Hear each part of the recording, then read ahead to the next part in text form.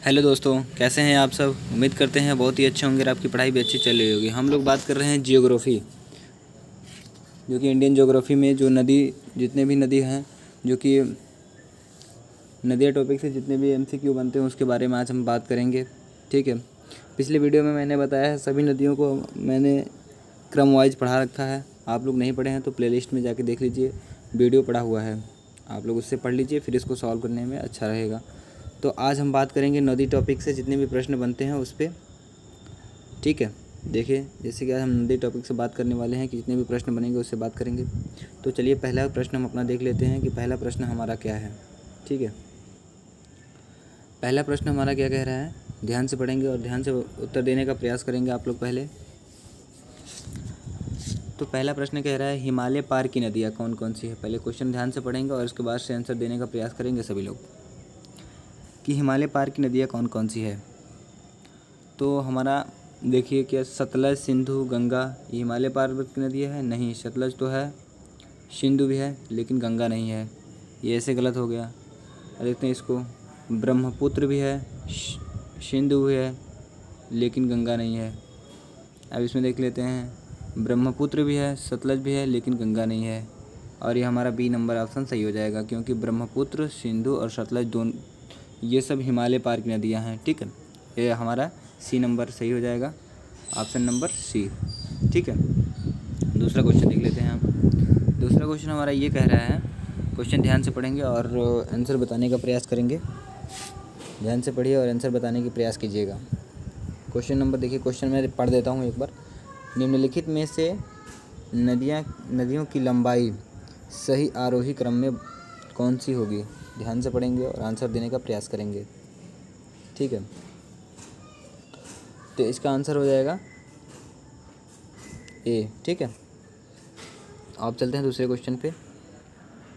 तीसरा नंबर कौन सा है? तीसरा नंबर क्वेश्चन कह रहा है, क्वेश्चन ध्यान से पढ़िए और उत्तर देने का प्रयास कीजिए पहले आप लोग, उसके बाद से मैं बताऊंगा आपको। ठीक है। क्वेश्चन ध्यान से पढ़े और उत्तर देने का प्रयास करें। तीसरा क्वेश्चन रहेगा, भारत की बृहत्तम नदी कौन सी है। बृहत्तम मतलब होता है मतलब बड़ा, सबसे बड़ा। बृहत, बृहत मतलब क्या होता है? बड़ा। तो ये कौन सी आपकी नदी? तो ये गंगा हो जाएगी आपकी। कौन सी? गंगा। ठीक है। अब चलते हैं दूसरे क्वेश्चन। चौथे नंबर क्वेश्चन हमारा क्या कह रहा है? चौथा नंबर क्वेश्चन ध्यान से पढ़े और ध्यान से उत्तर देने का प्रयास करें। चौथा नंबर क्वेश्चन कह रहा है, गंगा नदी को बांग्लादेश में किस नाम से जाना जाता है। तो गंगा नदी को बांग्लादेश में किस नाम से जाना जाता है? क्वेश्चन का उत्तर देने का प्रयास करें कि गंगा नदी को बांग्लादेश में किस नाम से जाना जाता है। पद्मा। ठीक है, पद्मा नाम से जाना जाता है।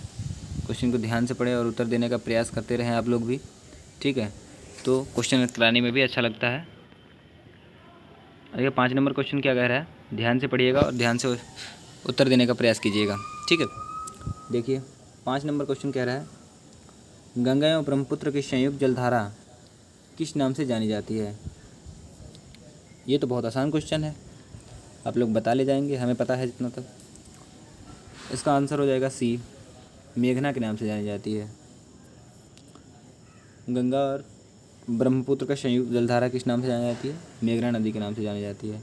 ये पद्मा मैंने अभी ऊपर ही बताया है कि बांग्लादेश में प्रवेश करती है तो गंगा नदी का नाम पद्मा हो जाता है। जमुना का नाम आप जानते ही हैं। ये सांगपो कहाँ होती है? तो ये जो ब्रह्मपुत्र नदी चीन में आता है, चीन में रहता है, तो इसको सांगपो के नाम से जाना जाता है। ठीक है, इसको ध्यान से आप पढ़ेंगे और ध्यान से। चलिए 6 नंबर हमारा क्वेश्चन रहेगा। 6 नंबर आप ध्यान से पढ़िए और ध्यान से उत्तर देने का प्रयास कीजिएगा। ठीक है। आप लोग जब उत्तर देते हैं तो क्वेश्चन कराने में भी अच्छा लगता है, बहुत अच्छा। 6 नंबर क्वेश्चन रहेगा, भारत की सबसे अधिक नौगमन 2 नदियों के नाम बताइए। ठीक है। अब नौगमन मतलब क्या होता है, मैं आपको एक बार बता दूं, तो आप लोग उत्तर देने का प्रयास करें। जैसे कि आप सब जानते हैं कि अभी हमारा पेट का एग्ज़ाम लगा हुआ है, तो इसीलिए मैं सोचा कि इसमें नदियों से 2-4 क्वेश्चन पूछ ही लेता है, तो मैं क्यों नहीं इसे पूरी ख़त्म कर दिया जाए। इसमें मैंने 300 क्वेश्चन लेके आया हुआ है, जो कि हर एक वीडियो में आपको 50-50 क्वेश्चन प्रोवाइड कराया जाएगा। ठीक है। जैसे कि आप लोग हमारा पिछला वीडियो पढ़ लेते हैं तो इसको सॉल्व करने में बहुत आसान होगा आप लोगों के साथ। ठीक है, तो देखिए जैसे इसमें हमने क्या पूछा अभी क्वेश्चन 6 नंबर में कि निम्न भारत के सबसे अधिकतम नवगम 2 नदियों का नाम बताइए, तो इसको हो जाएगा बी, गंगा और ब्रह्मपुत्र। ठीक है, चलिए 7 नंबर क्वेश्चन पे चलते हैं। 7 नंबर क्वेश्चन क्या कह रहा है, ध्यान से पढ़ेंगे और उत्तर देने का प्रयास करेंगे सभी लोग। निम्नलिखित नदियों में से, मैं एक बार क्वेश्चन पढ़ देता हूँ, निम्नलिखित नदियों में से भारत में किस पर सबसे लंबा सड़क सेतु है। ध्यान से पढ़ें और ध्यान से उत्तर देने का प्रयास करें। इसको तो सभी लोग कर ले जाएंगे जितना हमारे, ठीक है, जो लोग हमसे पढ़ते हैं वो लोग सब लोग कर ले जाएंगे इसको। डी हो जाएगा, क्या हो जाएगा, ऑप्शन डी, गंगा। गंगा पे सबसे लंबा सड़क सेतु है। ठीक है, चलिए नेक्स्ट क्वेश्चन की तरफ चलते हैं। नेक्स्ट क्वेश्चन आप लोग देखिए और पढ़िए और उत्तर देने का प्रयास कीजिए। क्या कह रहा है 8 नंबर क्वेश्चन, क्या कह रहा है, सुंदरबन डेल्टा कौन सी नदी बनाती है। ध्यान से पढ़ेंगे और उत्तर देने का प्रयास करेंगे। ये भी बहुत आसान क्वेश्चन है, मैंने पिछले वीडियो में भी बताया हूँ कि सुंदरबन डेल्टा क्या होता है और कैसे बनता है।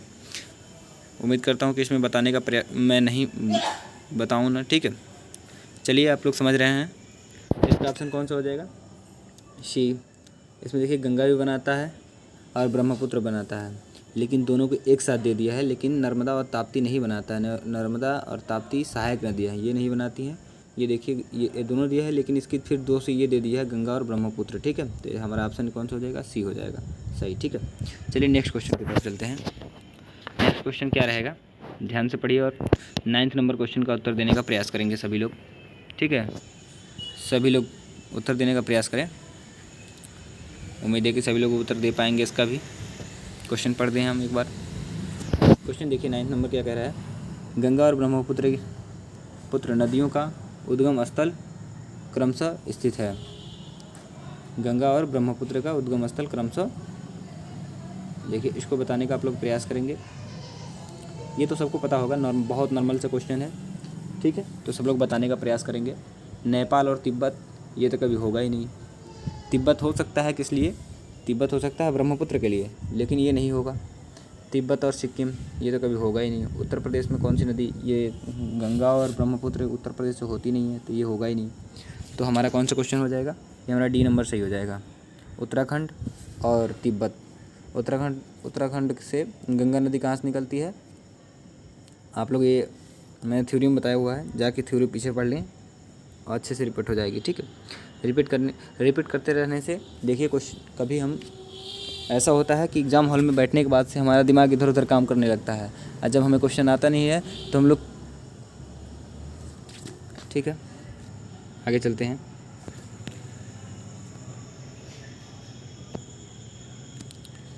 पढ़िए क्वेश्चन और उत्तर देने का प्रयास कीजिए सभी लोग उत्तर देने का प्रयास करेंगे।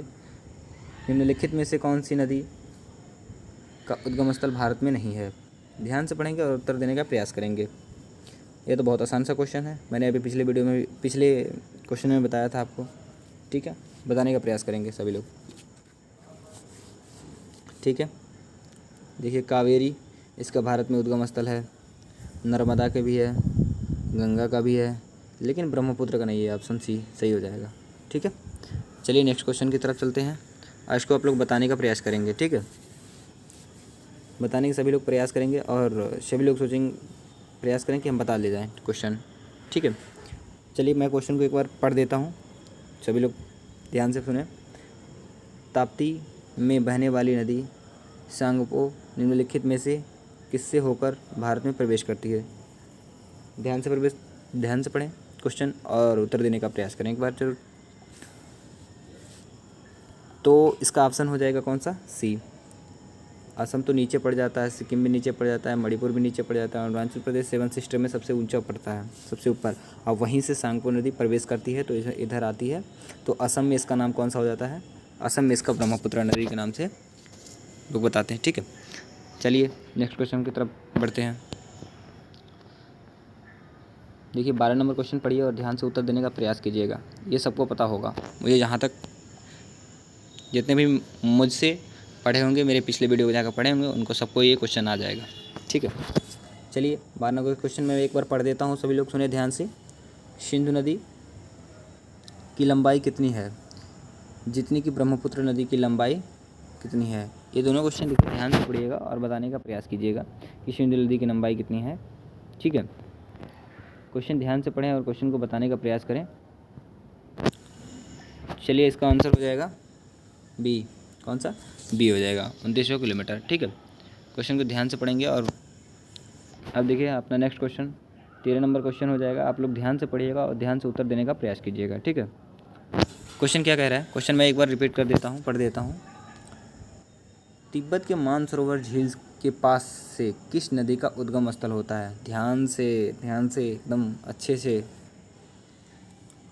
चलिए ठीक है, कोई बात नहीं। देखिए सिंधु नदी, सतलज नदी और ब्रह्मपुत्र नदी, ये तीनों कहाँ से निकलती है? तीनों चीन से निकलती है। और इसको मानसरोवर झील से किसकी उद्गम स्थल होता है, इसको देना है। ध्यान से आंसर दीजिएगा आप सभी लोग। ठीक है, ध्यान से आंसर। चलिए मैं बताता हूँ इसको। तो उम्मीद होगा कि सब लोग क्वेश्चन ध्यान से पढ़े होंगे और प्रश्न उत्तर देने का प्रयास किए होंगे। तो इसका आंसर हो जाएगा सतलज नदी। ठीक है, चलिए नेक्स्ट क्वेश्चन की तरफ बढ़ते हैं। नेक्स्ट क्वेश्चन देखते हैं कौन सा है। चलिए नेक्स्ट क्वेश्चन देखिए कौन सा है। नेक्स्ट क्वेश्चन आपका 14 नंबर है। ध्यान से पढ़िए और उत्तर देने का प्रयास कीजिए।